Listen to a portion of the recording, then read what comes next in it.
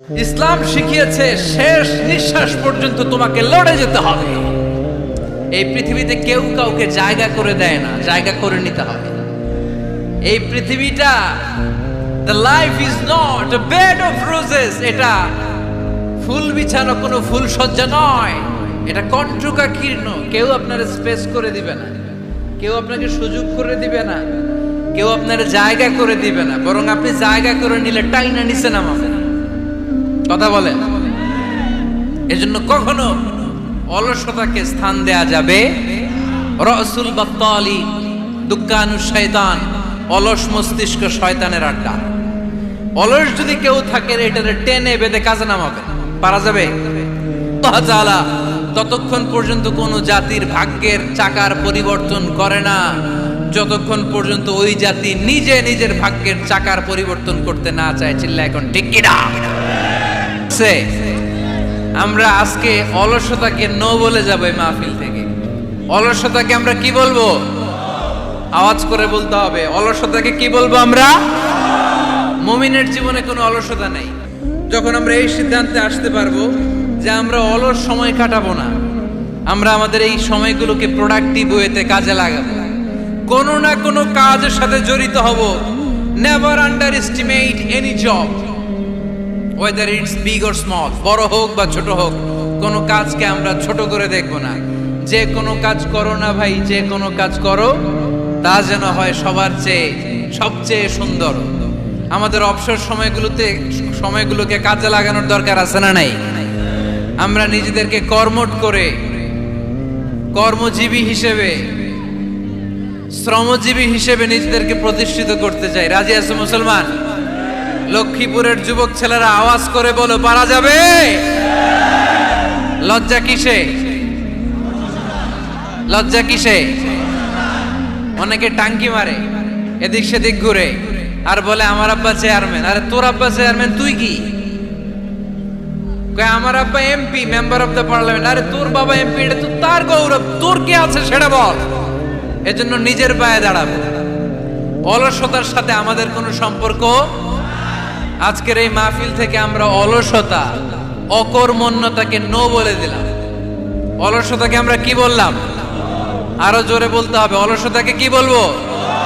আর সব সময় কর্মঠ থাকবো, এনার্জেটিক থাকবো, নিজের পায়ে দাঁড়াবো, আইডিয়া জেনারেট করব, এন্টারপ্রেনার হওয়ার চেষ্টা করব। নতুন নতুন উদ্যোক্তা হওয়ার মাধ্যমে আমরা আমাদের নিজেদের ভাগ্য পরিবর্তনের চেষ্টা করব। কারণ আল্লাহ বলেছেন, ইন্নাল্লাহা লা ইউগাইয়িরু মা বিকাওমিন হাত্তা ইউগাইয়িরু মা বিআনফুসিহিম। আল্লাহ তাআলা ততক্ষণ পর্যন্ত কোন জাতির ভাগ্যের চাকার পরিবর্তন করে না যতক্ষণ পর্যন্ত ওই জাতি নিজে নিজের ভাগ্যের চাকার পরিবর্তন করতে না চায়। চিল্লা এখন ঠিক কিনা?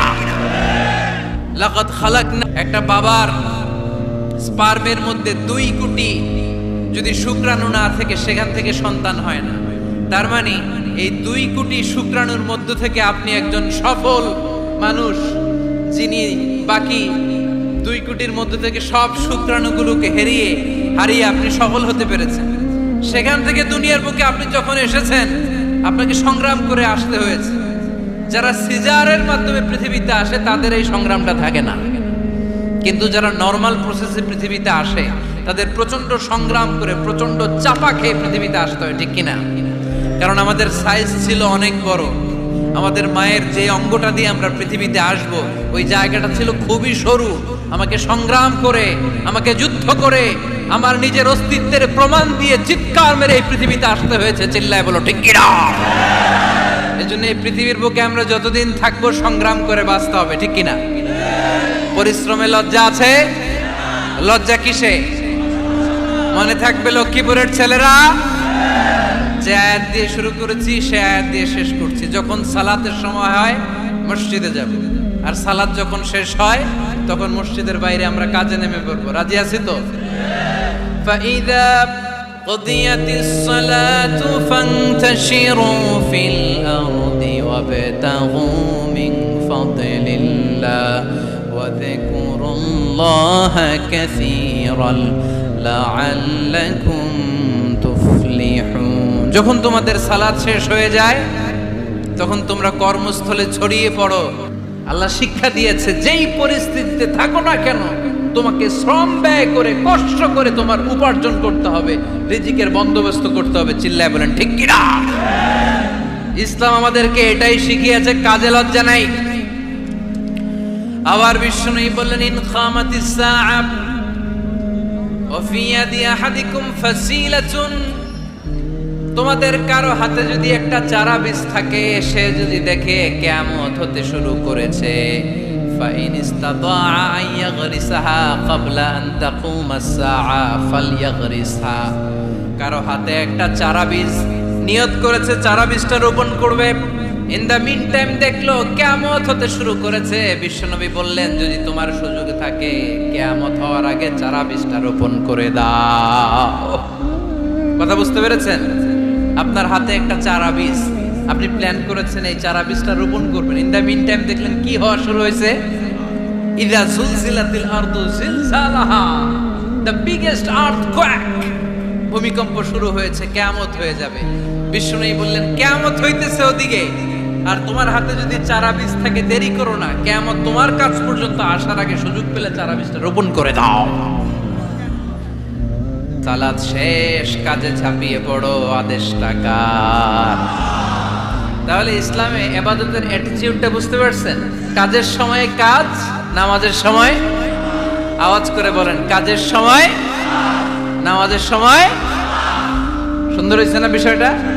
ফাইদা কুদিয়াতিস সালাতু ফান্তাশিরু ফিল আরদ, যখন তোমাদের সালাত শেষ তখন জমিনে ছড়িয়ে পড়ো। জমিনটাকে আল্লাহ আমাদের জন্য উর্বর বানিয়েছেন। জমিনে বীজ রোপণ করে দিলেই এখানে ফসলের ব্যবস্থা করে দেয় কে? ওয়াল্লাযী জাআলা লাকুমুল আরদা যালুলান ফামশু ফি মানাকিবিহা ওয়া কুলু মির রিজকি ওয়া ইলাইহিন নুশুর। তিনি তো এমন সত্তা যিনি তোমাদের জন্য জমিনটারে ফ্ল্যাট বানিয়ে দিয়েছেন, সমতল বানিয়ে দিয়েছেন। এই জমিনের অলিতে গলিতে, বনে বাদারে, রাস্তায়, সাগরে, পাতালে, পাহাড়ে, বিভিন্ন জায়গায় তোমরা ঘুরে বেড়াও, সেখানে যে আমি আল্লাহর রিজিক তালাশ করো। সুবহানাল্লাহ। এই জমিনটাকে আল্লাহ সাহালাতুল মাসালিক, চলার জন্য সহজ বানিয়ে দিয়েছেন, ফ্ল্যাট, উঁচু নিচু নাই। এই যে লক্ষ্মীপুরের আজকে এই যে প্যান্ডেলের এইখানে উঁচু নিচু আছে, আজকে এইখানে যদি উঁচু হতো ওইখানে নিচু হতো, আমরা ঠিক মতো দেখতে পারতেন? বিমান থেকে এটা খুব সুন্দর দেখা যায়, জমিনটা খুব ফ্ল্যাট দেখা যায়, সমতল। এই সমতল হওয়ার কারণে এখানে চাষাবাদের সুযোগ সুবিধা করে দিয়েছে কে? তাহলে বোঝা গেল এই জমিনটা সমতল এবং উর্বর, ভেরি ফার্টাইল ল্যান্ড। আমাদের সালাত শেষ আমরা কাজে চলে যাব, আবার আজান হলে মসজিদে ঢুকে যাবে, এটাই হচ্ছে ইসলামের নিয়ম। সাইয়েদনা ওমর ফারুক যখন মসজিদে নববীর ইমাম, তিনি ইয়ামান দেশের কিছু লোকদের সাথে সাক্ষাৎ করলেন। কোন দেশের? ইয়ামান, যুদ্ধ বিধ্বস্ত একটা দেশ এখন।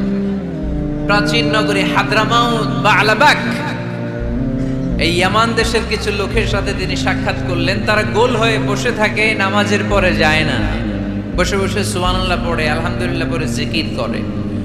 ওমরে ফারুক ভাবলেন দেখি পরের ওয়াক্তে কি হয়। উনি আসরের নামাজে ইমামতি করতে আসলেন, এসে দেখলেন ইয়ামানের লোকেরা মসজিদের বারান্দায় আশেপাশে বসে আছে, সবাই যায়, এরা যায় না। মাগরিবের সালাতে উনি ইমামতি করতে আসলেন, ওমরে ফারুক নামাজ শেষ করে দেখলেন সবাই চলে যায়, কিন্তু ইয়ামানের লোকগুলো যায় না। এশার সালাত পর্যন্ত তিনি ওয়েট করলেন। এশার নামাজ পড়ে চলে যাওয়ার সময় ওমরে ফারুক দেখলেন সবাই নামাজ পড়ে কাজে চলে যায়, কিন্তু ইয়ামান দেশের লোকগুলো যায় না। ওমরে ফারুক বললেন মা বালুকুম মা খাতবুকুম, ঘটনা কি? কি হয়েছে তোমাদের? সবাই নামাজ পড়ে চলে যায়, কাজে যায়, তোমরা যাও না কেন? এখানে কি করো? ইয়ামানিরা বলতে শুরু করলো নাহনু আল মুতাওয়াক্কিলুনা আলাল্লাহ, আমরা এখানে আল্লাহর উপর তাওয়াক্কুল করে বসে আছি। ওমরে ফারুক অবাক হলেন, আনতুম আল মুতাওয়াক্কিলুনা ফিল্লাহ, তোমরা আল্লাহর উপর তাওয়াক্কুল করে বসে আছো, তো এই যে সারাটা দিন খাপটি মেরে এখানে বসে থাকলে তোমাদের খাবার আসে কোত্থেকে? উপার্জন হয় কি করে? ইনকাম আসে কোত্থেকে? রুজি রুটি হয় কোত্থেকে? ইয়ামানি লোকগুলো বলল, আমরা এখানে বসে বসে জিকির করি, তেলাওয়াত করি, বুজুর্গের মতো বসে থাকি, আমাদের বুজুর্গিয়া জিকির দেখে আশেপাশের লোকেরা এসে আমাদেরকে খাবার দিয়ে যায়। উমরে ফারুক বললেন, সর্বনাশ, তাইলে তো তোমরা আল মুতাওয়াক্কিলুনা ফিল্লাহ নও, তোমরা হচ্ছে আল মুতাওয়াক্কিলুনা আলা বা'দিকুম বা'দা, একে অপরের উপর নির্ভরশীল। যারা প্লেটে করে খাবার নিয়ে আসে তোমরা তাদের উপর তাওয়াক্কুল করছো, কারণ তারা যদি প্লেট ভরে খাবার নিয়ে আসে তোমাদের পেটে কোনো দানা পানি পড়বে না। তোমরা আল্লাহর ওলি নও, তোমাদের সাধ্যের সবটুকু করার পরে তারপরে তোমরা তাওয়াক্কুল করবে। কি সুন্দর ইসলাম! এক সাহাবী বললেন, ইয়া রাসূলুল্লাহ, আমি উটে চড়ে এসেছি, তো আপনি তো আমাদেরকে তাওয়াক্কুলের ওয়াজ করেছেন, আমি উটের রশিটা গাছের মধ্যে না বেঁধে যদি শুয়ে থেকে আল্লাহর উপর তাওয়াক্কুল করি, ওটটা থাকবে না? বিশ্বনবী বললেন, না, তোমার ওট থাকবে না, আগে রশি দিয়ে ওটটা বাঁধো, ইআকিলহা সুম্মা তাওয়াক্কাল আলাল্লাহ, আগে টাইট করে রশি দিয়ে গাছের সাথে ওটের রশিটা বাঁধো, এরপর আল্লাহর উপর তাওয়াক্কুল করো। এইটার নাম তাওয়াক্কুল। চিল্লায় বলেন ঠিক কি না? আপনার পার্টটা আপনার করতে হবে, আপনার যে রোল, এই রোলটা প্লে করতে হবে। আপনার সর্বোচ্চটুকু করার পরে আমরা তাওয়াক্কুল করি একজনের উপর। চিল্লায় বলেন তিনি কে? ওমর ফারুক বললেন, তোমরা মুতাওয়াক্কিলুনা আলাল্লাহ নাও, তোমরা বের হয়ে যাও, খবরদার এরপরে কোনোদিন তোমাদেরকে যেন এই মসজিদের মধ্যে খাপটি মেরে গোল হয়ে বসে থাকতে না দেখা যায়। কারণ ফাইদা কুদিয়াতিস সালাতু ফান্তাশিরু ফিল আরদ ওয়াবতাগু মিন ফাদলিল্লাহ। ইসলামের বিধান হচ্ছে যখন নামাজ শেষ মসজিদে বসে থাকা যাবে। চিল্লায় বলেন, বসে থাকা যাবে? যাবে না। সর্বোচ্চটুকু করে তারপরে আপনাকে বের হয়ে যেতে হবে। প্রতিদিন সকালবেলা পাখির বাসা থেকে দেখবেন পাখিগুলো খালি পেটে বের হয়ে যায়। আপনাদের এই এলাকায় পাখির বাসা আছে? কি পাখির বাসা আছে? হ্যাঁ, সব পাখি আছে। তো সকালবেলা দেখবেন পাখির বাসা থেকে পাখিগুলো খালি পেটে বের হয়ে যায়। বিকেল বেলায় পাখিগুলোর ওদর পূর্তি করে, পেট ভর্তি করে আবার পাখির নিড়ে ফিরিয়ে দেয় কে? কারণ পাখিগুলো তাওয়াক্কুল করেছে কার উপর? পাখিগুলো তাওয়াক্কুল করে যদি পাখির নিড়েই বসে থাকতো, ওদের পেটে খাবার আসতো? কথা বলেন। বিশ্বনবী এটাই বললেন, তাকদু খিমাসান ওয়া তারুহু বিতানান। তোমরা যদি পাখির মতো তাওয়াক্কুল করো, মানে আল্লাহর উপর তাওয়াক্কুল করে জমিনে বের হয়ে যাও, তোমাদেরও রিজিকের দায়িত্ব নিয়ে নিবে কে? সকালবেলা প্রতিটা পাখি না খেয়ে বের হয়ে যায়। একটা পাখির পেটের ভেতরে কোনো দানা পানি নাই, কিন্তু আল্লাহর উপর তাওয়াক্কুল করে পাখিগুলো যখন বের হয়ে যায়, বিকেল বেলা পেট ভর্তি করে, ওদর ভর্তি করে আবার পাখির নিরে পাখিগুলোরে ফিরিয়ে দেয় কে? পাখিগুলো কি আমাদের মতো খাবার জমা করে রাখতে পারে? আমরা তো 7 দিনের বাজার একবারে করে ফ্রিজে রাখি। পাখিদের ফ্রিজ আছে না? আছে। আমাদের অতিরিক্ত টাকা হলে আমরা ব্যাংকে ব্যালেন্স করে রাখতে পারি, অ্যাকাউন্ট করে রাখতে পারি। পাখিরাও তো অ্যাকাউন্ট করে রাখে না? না, প্রতিদিন না খেয়ে বের হয়। কালকে ওই পাখিটা কি খাবে, কোন জায়গা থেকে তার রিজিকের ব্যবস্থা হবে আল্লাহ ছাড়া কেউ জানে। এটার নাম তাওয়াক্কুল। এটার নাম কি? আমাদের সাধ্যের, আমাদের ক্যাপাসিটি, আমাদের ক্যাপাবিলিটির সবটুকু করে আমরা তাওয়াক্কুল করি একজনের উপর। চিল্লায় বলেন তিনি কে? এজন্য ইসলাম আমাদেরকে শিখায়, সালাত যখন শেষ বের হয়ে যাও, কাজে নেমে পড়ো। কাজে কোনো লজ্জা নাই, পরিশ্রমে কোনো লজ্জা আছে? যিনি রিক্সা চালায় এতে তার কোনো লজ্জা আছে? দিনমজুর, কুলি, ঠেলা গাড়ি চালায়, ছোট্ট ব্যবসা করে, এতে কোনো লজ্জা আছে? লজ্জা নাই। খেয়াল রাখবেন, লজ্জা হচ্ছে অলসতায়। লজ্জা কিসে? বিষ্ণু ঈসা ইসলাম বলেছেন, মা আকালা আহাদুন তুআমান ক্বাত্তু খায়রুম মিন আইয়াকুলা মিন আমালি ইয়াদি। নিজ হাতে উপার্জিত খাবারের চেয়ে, অর্থের চেয়ে শ্রেষ্ঠ খাবার পৃথিবীর কোনো মানুষ কোনোদিন ভক্ষণ করে নাই। চিল্লায় এখন সুবহানাল্লাহ। শ্রেষ্ঠতম খাবার নিজ হাতে উপার্জিত খাবার। ঘাম জড়িয়ে যে অর্থ উপার্জন করা হয়, যে ইনকাম করা হয়, এটা হালাল। আর হালাল খেয়ে দোয়া করলে কবুল করে কে? এজন্য খেটে খাওয়া মানুষ, শ্রমজীবী মানুষ আর মেহনতি মানুষদেরকে বিশ্বনবী খুব ভালোবাসতেন। তারা বিশ্বনবীর বন্ধু আর বিশ্বনবী ছিল তাদের বন্ধু। সুবহানাল্লাহ পড়েন। এত ভালোবাসতেন বিশ্বনবী খেটে খাওয়ার মেহনতি মানুষদেরকে। সব সময় বিষ্ণু ইসলাম তাদের জন্য দোয়া করতেন। এজন্য যারা খেটে খায় তারা কপালওয়ালা, তারা মুস্তাজাবুদ দাওয়া। তারা কি মুস্তাজাবুদ দাওয়া? মানে এমন ব্যক্তি যে ব্যক্তি দোয়া করতে দেরি হয় কিন্তু দোয়া কবুল হতে দেরি হয় না। আপনারা এখানে ব্যবসা করেন কে কে? দেখি তো, হাত তোলেন তো। ব্যবসা, মাশাআল্লাহ, অনেক ব্যবসায়ী আছেন তো দেখি। আচ্ছা, হাত নামান। চাকরি করেন কে কে? চাকরি, চাকরিও তো অনেক করে দেখি, হাত নামান। প্রবাসী, ছুটিতে দেশে আসছেন। হুজুর আমি আছি, কই? আপনি দেখতে আসছেন? মাশাআল্লাহ। কোন দেশে থাকেন? সৌদি আরব।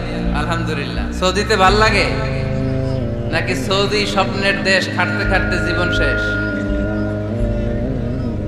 ইনশাআল্লাহ। আচ্ছা, ইউনিভার্সিটির স্টুডেন্ট আছো কারা কারা দেখি? মাশাআল্লাহ, হাত নামাও। ক্লাস 5 থেকে ইন্টারমিডিয়েট পর্যন্ত পড়াশোনা করতেছো অথবা দাখিল আলিম পর্যন্ত, কারা কারা দেখি? মাশাআল্লাহ, হাত নামাও, হাত নামাও। একবারও যারা হাত তোলেন না এবার তারা হাত তোলেন। আন্নেরা কি করেন? হ্যাঁ, বেকার।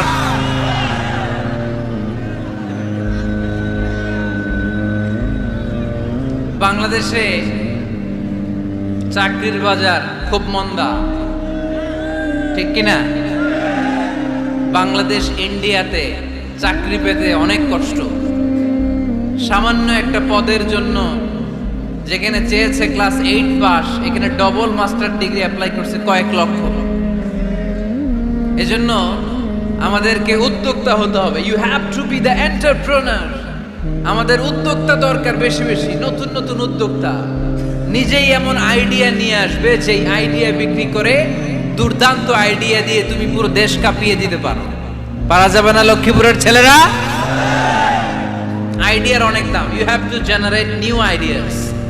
নতুন নতুন আইডিয়া এনে মানুষ গোটা বিশ্বকে তাক লাগিয়ে দিচ্ছে। এই যে গত কয়েক বছর আগে কারের একটা রাইড চালু হয়েছে, নাম হয়েছে উবার। কি নাম? ঢাকায় যারা চলাফেরা করেন তারা হয়তো চড়েছেন। উবারের নাম শুনছেন না? এই উবার কোম্পানি কি করে জানেন? নিজেদের ব্যবসা নাই, পুঁজি নাই, পাত্তি নাই, অফিস নাই, কিচ্ছু নাই, কোটি কোটি টাকা হাতায় নিচ্ছে। Just idea, just they are generating new ideas. নতুন নতুন আইডিয়া দিয়ে গোটা বিশ্ব কাঁপিয়ে নিয়েছে একটা মোবাইল অ্যাপসের মাধ্যমে। কিসের মাধ্যমে? Mobile apps. একটা কোম্পানি খুলেছে, গোটা বিশ্বের সব প্রাইভেট কারওয়ালারা ওইখানে রেজিস্ট্রেশন করে আপনি মোবাইলে কোথায় যাবেন, কোত্থেকে যাবেন লিখবেন, গাড়ি আপনার বাড়ির সামনে এসে হাজির। তার একটা পার্সেন্টেজ ওই উবার কোম্পানি পায়। ইউনাইটেড স্টেটস অফ আমেরিকার একটা স্টেট আছে সান ফ্রান্সিসকো, ওইখান থেকে শুরু করছে। 775টা সিটিতে ওদের অপারেশন আছে। বাংলাদেশে ঢাকাতেও আছে। আমি মালয়েশিয়াতে থাকি, ওখানেও আছে, ওখানেও আমরা চড়ি। প্রায় 63টা দেশে ওদের কাজ বাজ আছে। গত বছরে 2018 সালে ওদের প্রফিট ছিল, রেভিনিউ ছিল 11.27 billion US dollar, 11.27 US billion dollar. Just they are selling their ideas. নতুন নতুন আইডিয়া দিয়ে গোটা বিশ্ব কাঁপাচ্ছে। এই উবার যখন চালু হলো, আমি তখন মালয়েশিয়ায় শুনলাম বাংলাদেশে নতুন আর একটা বাইর হইছে, পাঠাও। কি নাম? এটা বোধহয় সারা বাংলাদেশ ব্যাপী হয় নাই, 3টা জায়গায়, সিলেটে, চট্টগ্রামে আর ঢাকায়। এরা আরো চালাক। বাংলাদেশের ছেলেপেলেদের মাথায় চিকন চিকন অনেক বুদ্ধি। এরা ভাবলো এই উবার দিয়ে আর আমরা কত আগাবো? আমাদের গাড়ি আরো ছোট করতে হবে। এরা মোটরসাইকেল রাইড দেওয়া শুরু করছে। জ্যামের শহর ঢাকা, চিপা চাপা দিয়া এরা আপনারা নিয়ে জায়গা মতো পৌঁছাই দেবে। তো এই যে উবারের পরে আমাদের ছেলেরা বানাইলো পাঠাও, এরপরে কত কিছু বানাচ্ছে ছেলেপেলেরা, আমি তো এগুলো দেখে অবাক। রকমারি.com নাম শুনছো? বিক্রয়.com নাম শুনছো? ঘরে বসে বসে কোটি কোটি টাকা হাতিয়ে নিচ্ছে তারা, just they are selling their ideas. যেহেতু আমাদের চাকরি কম, ওই চাকরির বাজারে আমরা লাইন দিতে চাই না, আমাদের মেধাকে খাটিয়ে খাটিয়ে আমরা নতুন তরুণ উদ্যোক্তা বানাতে চাই। চিল্লায় বলো ঠিক কি না? উদ্যোক্তা যত বাড়বে ততই দেশের কল্যাণ হবে। মানুষ তাদের আইডিয়াকে কাজে লাগিয়ে গোটা বিশ্বকে তাক লাগিয়ে দিচ্ছে। আমরা আমাদের সমতল ভূমিতে চাষ করতে চাই না। মালয়েশিয়াতে একটা এলাকা আছে ক্যামেরুন হাইল্যান্ড, ওরা পাহাড়ের মধ্যে চাষাবাদ করে গোটা মালয়েশিয়ার খাদ্যদ্রব্যের অভাবকে মুক্ত করে দিয়েছে। পাহাড়ের মধ্যে ওখানে ফুলের বাগান, ক্যামেরুন হাইল্যান্ড প্রায় 6000 ফিট উঁচু, প্রচন্ড ঠান্ডা। এই ঠান্ডা পাহাড়ে হিল ট্রাক্স এরিয়াতে মালয়েশিয়ার এই ক্যামেরুন হাইল্যান্ডে ওখানে আছে ফুলের বাগান, আছে ফলের বাগান, আছে চায়ের বাগান, ওখানে মধুর চাষ হয়, ওখানে শাকসবজি চাষ হয়, ওখানে অনেক কিছু চাষাবাদ হয়। ওই ফলমূল শাকসবজি দিয়ে গোটা মালয়েশিয়ার 14টা স্টেটে যত শাক সবজি ফলমূল লাগবে ওরা আঞ্জাম দেয়। আর আমরা আমাদের সমতল ভূমিতে চাষ করতে চাই না। আমরা চাষাবাদকে খুব লজ্জা মনে করি, এটা ভুল আইডিয়া। আমাদের যে এলাকা যে জিনিসের জন্য বিখ্যাত ওইটাকে আমাদের ব্র্যান্ডিং করতে হবে। লক্ষ্মীপুর কিসের জন্য বিখ্যাত?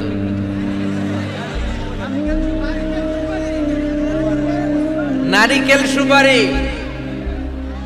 নারিকেল সুপারি যে পৃথিবীর কত মানুষ, ইন্দোনেশিয়ান লোকেরা মরির মতো খায় নারিকেল আর সুপারি। তো এইটারে আমাদের ব্র্যান্ডিং করতে হবে। যেই দেশে যেটা আছে, যে এলাকা যেই পণ্যের জন্য বিখ্যাত ওইটা আমাদের ব্র্যান্ডিং করতে হবে। আমাদের আদমজির জুট মিল বন্ধ না? ভাওয়ানি জুট মিল বন্ধ। আমাদের পাট শিল্পকে ধ্বংস করে দিয়ে ইন্ডিয়া এখন ওই কটনের পাঞ্জাবি বানায়, জুট কটনের পাঞ্জাবি। আছে না নাই?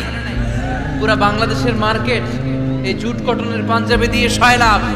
আমাদের বাংলাদেশের পাট দিয়ে যদি আমরা মিহি পাঞ্জাবি বানাতে পারতাম, গোটা বিশ্বকে, বিশ্ববাজারকে আমরা দখল করে নিতে পারতাম। ঠিক কি না? এজন্য আমাদেরকে নতুন নতুন আইডিয়া জেনারেট করতে হবে। চাকরির পিছনে বসে থাকলে চলবে না। আর আজান যদি হয়ে যায় ছুটে যাব মসজিদে, আর নামাজ শেষ হলে আমরা আমাদের কাজের দিকে চলে যাব। চিল্লায় বলেন ঠিক কি না? যেটাই করব আমরা ভালোভাবে করব। আল্লাহ বলেছেন লিয়াবলুয়াকুম আইয়ুকুম আহসানু আমালা।